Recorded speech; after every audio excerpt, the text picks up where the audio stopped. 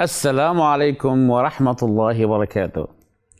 الحمد لله والصلاة والسلام على رسول الله وعلى آله وصحبه ومن والاه، وأشهد أن لا إله إلا الله، وأشهد أن سيدنا ونبينا وحبيبنا محمد رسول الله صلى الله عليه وعلى آله وصحبه ومن اقتدى بأثره إلى يوم أن نلقاه.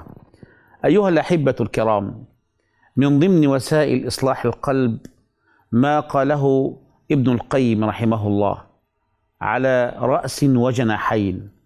الرأس هي المحبة، والجناحان هم الرجاء والخوف، وقد تكلمنا عن الرجاء والخوف، واليوم نتكلم على رأس ذلك، على المحبة، محبة الله سبحانه وتعالى، ومحبة الله للعبد، محبة الله التي هي رأس كل ذلك، التي شخص إليها العارفون وتسابق إليها الأوائل والأنبياء والمرسلين. المحبة أن تحب الله سبحانه وتعالى بكل أعضائك، بكل مشاعرك، بكل أحاسيسك، أن ينظر الله سبحانه وتعالى إلى قلبك فلا يجد مكانا لحب أي شيء سوى الله سبحانه وتعالى، أن تحب الله بطاعته، أن تحب الله بالبعد عن معصيته، أن تحب الله حبا خالصا كما يحب الله سبحانه وتعالى ويرضاه. المحبة هي الرأس أيها الأحبة لكل ذلك. المحبة هي غذاء الأرواح، المحبة هي أنس المقربين. محبة تنقسم إلى نوعين: محبة الله للعبد، ومحبتك أنت لله سبحانه وتعالى. نعم، نحن لا نتكلم عن إصلاح القلب بمحبتنا لله سبحانه وتعالى وفقط، لا، بل محبة الله سبحانه وتعالى للعبد. فهناك علامات أن الله يحب هذا الإنسان. إذا استقام الإنسان، استقام قلبه، واستقامت جوارحه، واستقامت أعضاؤه، واستقامت سكناته ونظراته وذكره نحو الله سبحانه وتعالى. فكثير منا يتكلم عن أسباب محبة العبد الله وعلامات محبة العبد الله، وهذا ما نذكره. لكن قبل أن نتكلم عن ذلك، تعالوا لنروا علامات محبة الله عز وجل لك. هل الله يحبك؟ وهل أنت تبادر محبة الله بمحبة قدرها أو بنفس المحبة أو قريبا منها؟ انظروا إلى علامات محبة الله للعبد. محبة الله للعبد عبارة عن أن الله عز وجل يرزقك حسن التدبير في شؤونك. بنسميه كده بالمعنى عامي أن ربنا يوفقك في حياتك، تكون موفق في دراستك، موفق في عملك، موفق مع زوجتك، مع أولادك، في شؤون حياتك. فهذه علامة من علامات أن الله عز وجل يحبك، لأنه يرزقك حسن التدبير في كل حياتك، سواء كان دنيا أو دين. كذلك من محبة الله سبحانه وتعالى أنه يرفق بعبده، تعصيه ويصبر عليك، تتمادى في خطأك والله سبحانه وتعالى يصبر عليك، تتوب بعد حين والله يقبل منك التوبة. أليس هذا دليل على محبة الله عز وجل لك؟ كما قال أو كما جاء في الأثر: لو خلقتموهم لرحمتموهم. فإذا الله سبحانه وتعالى يذكر النبي صلى الله عليه وسلم أن رحمة الله سبحانه وتعالى قد قسمت إلى 100 جزء. جزء واحد وضع في الدنيا به يتراحم الناس، حتى الخيل أو الحيوان لترفع حافتها على جنينها أو على صغيرها خوفا ورحمة به، لكن الله سبحانه وتعالى ادخر 99 جزء، 99 جزءا ادخرها في الآخرة لتكون رحمة الله واسعة. أليس هذا دليل على محبة الله لعباده؟ الدليل أيضا على محبة الله لك أن الله عز وجل يجعل لك القبول في الأرض. الناس بتحبك، الناس بتتمنى لقاك، الناس بترضى عنك، الناس تستريح لك. ولذلك جاء في الحديث القدسي أن الله إذا أحب عبدا نادى جبريل وقال: يا جبريل، نادي في أهل السماوات وأهل الأراضين أن الله يحب عبده فلان فيحبوه، فينادي جبريل في أهل السماء وفي أهل الأرض أن الله يحب عبده فلان فيحبوه، فيجعل له القبول في الأرض.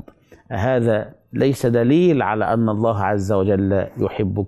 كذلك من علامات محبة الله عز وجل لك أن الله يبتليك، كما أنه ييسر لك أمور الحياة وحسن التدبير، يبتليك أيضا. ربما يبتليك في جسدك، ربما يبتليك في زوجتك، ربما يبتليك في أولادك، ربما يبتليك في عملك، ربما يبتليك في مالك، يبتليك، والابتلاء أنواع. فهذا أيضا دليل على أن الله يحبك، لأن الله عز وجل إذا أحب إنسانا فإنه يريد أن يمحصه، يريد أن يكون هناك دليل على صدق هذه المحبة، كما جاء في الحديث: إن الله إذا أحب عبدا ابتلاه. إن الله إذا أحب عبدا ابتلاه، فإن صبر اجتباه، فإن شكر. هذه مرحلة أخرى نتكلم عنها بعد ذلك. أيضا الابتلاء هو دليل، ليس دليل على كره الله لك، بل دليل على أن الله عز وجل يحبك ويريد أن يسمع صوتك بالثناء عليه، يريد أن يسمع صوتك وأنت تدعوه. كذلك من علامات المحبة لله لك أن الله عز وجل يرزقك قبل موتك بعمل صالح، فترزق بحسن الخاتمة، فتموت بحسن الخاتمة، ويبعث الإنسان يوم القيامة على ما مات عليه. أو كما جاء في الحديث الذي رواه مسلم: إن الله إذا أحب عبدا عسله. إن الله إذا أحب عبدا عسله. قالوا: وما عسله يا رسول الله؟ قال: أن يرزقه عملا صالحا قبل موته فيموت عليه، فيبعث يوم القيامة على ما مات عليه. فكل هذه علامات تدل على أن الله يحبك. فإذا رأيت هذه العلامات فيك فاعلم أن الله يحبك، فازدد قربا من الله سبحانه وتعالى.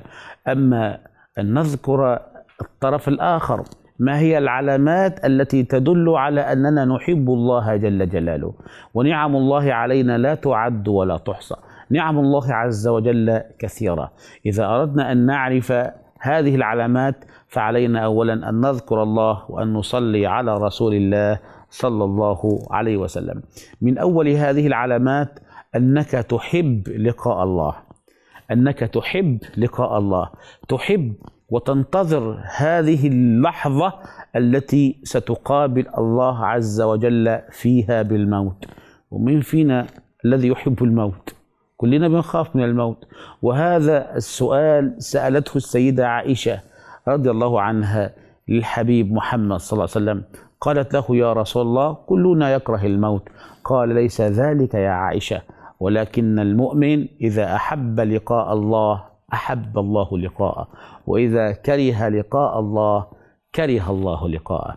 فهذه علامة أخرى إنك أنت تحب الله سبحانه وتعالى، تحب اللحظة التي ستتخلص فيها من الدنيا ومن كل ما حولك وتكون مع الله سبحانه وتعالى. من هذه العلامات أن الله عز وجل يكون أنيسا لك في خلوتك، أنيسا لك وأنت منفرد، أنيسا لك وأنت في صحبتك، أنيسا لك وأنت في سفرك، تذكر الله سبحانه وتعالى، تتدبر في خلق الله جل وعلا، تناجي الله وتدعوه وتتحدث معه.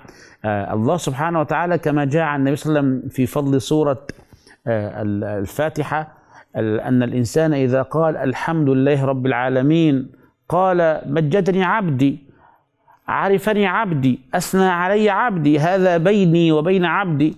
فكان عمر بن عبد العزيز يقف عند الآيات، عند رؤوس الآيات، ويزيد الفصلة شيء، يعني يقف أطول من المعتاد. فسئل عن ذلك قال: أردت أن أتلذذ بمناجاة الله عز وجل لي. هذه أيضا علامة أنك دائما تجعل الله سبحانه وتعالى أنيسك وجليسك في أي مكان.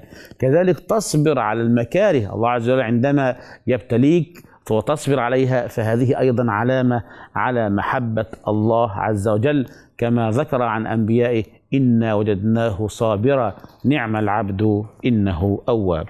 ألا يؤثر عليك شيئا من المحبوبات من حولك. احنا كلنا ليست محبة الله تتنافى مع محبة الزوجة ولا محبة الأولاد ولا محبة المال ولا محبة الحياة، فهذه غرست في قلب الإنسان، لكن لا تطغى كل هذه المحبة على محبة الله سبحانه وتعالى، بل تكون محبة الله ومحبة رسوله هي أعلى وأعظم. لا يؤمن أحدكم حتى يكون الله ورسوله أحب إليه مما سواهما، كما جاء عن النبي صلى الله عليه وسلم.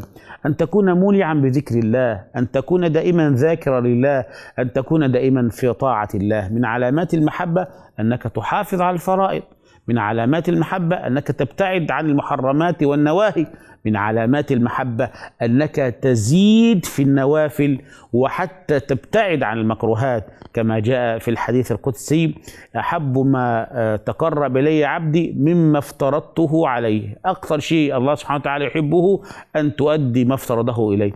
وإذا أردت أن تعرف محبة الله وتعرف مقدار الله ومحبة الله عليك فتزيد في النوافل.